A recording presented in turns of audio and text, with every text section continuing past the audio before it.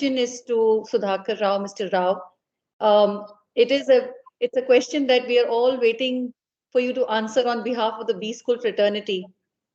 So has the COVID really pushed us behind Indian management education system, or are we really moving forward? What's your take? Good morning, Meghla, Aradhana, and Neha, and Mr. Sinha. Very nice to see you. I am very happy to be invited and be part of this conversation.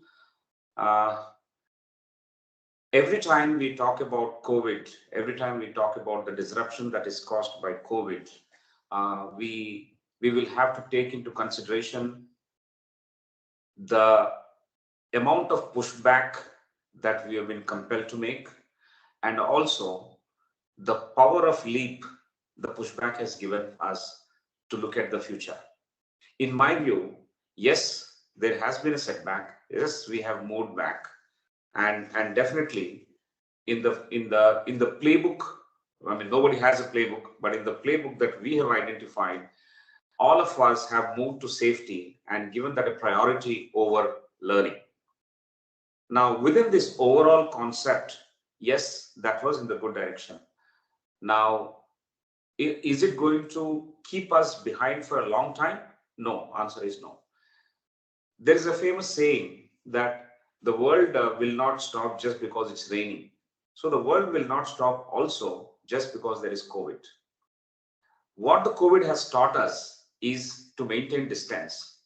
But COVID also has taught us to understand that we are hardwired for this resolve to bounce back. Human beings anthropologically are hardwired to bounce back and handle the toughest situations. We are pushed to that kind of situation, and therefore we have realized that it will be so great to connect these points to the students who are sitting in the classroom, digitally or otherwise, that how beautifully in a short span of time all of us have experienced and witnessed this bouncing back. It would have taken ages for us to make our students realize, or even ourselves to realize. But when we have experienced, yes, there is a positive thing that, yes, there's a great potential that is lying within the human beings that we can actually tap into. That is the first point. And the other thing is, while the resolve is there to bounce back, after the initial time that you take to resolve to bounce back, you will find creative solutions.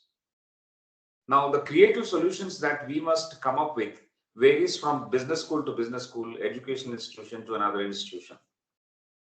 It is not the technology that is going to be the differentiator, because with money you can buy technology. Now, what is going to be the differentiator? It is the people orientation, and the kind of creative solutions that they bring to the table now. In this scenario, in this situation, what kind of creative solutions that we can bring? What kind of redundancy we were actually nurturing over several hundreds of years in our education institutions? And to be very specific, in the last 30, 40 years, what kind of redundancies that we were very, very passionately nurturing? The flawed systems were, we had an opportunity to look at those flawed systems. And it is a great opportunity for us to correct and move forward in this new times that the COVID has presented with us. And therefore, very silently and very quickly, we need to correct ourselves and move forward so that we don't lock up the human potential within certain norms of, being in front of you, sitting in front of you, not even looking at his or her mobile. No, I'm talking about the basic stuff. I think that's where we lock them up. I think the curriculum design and the kind of apportionment to what is to be learning, what is to be being, and what is to be doing has been completely flawed.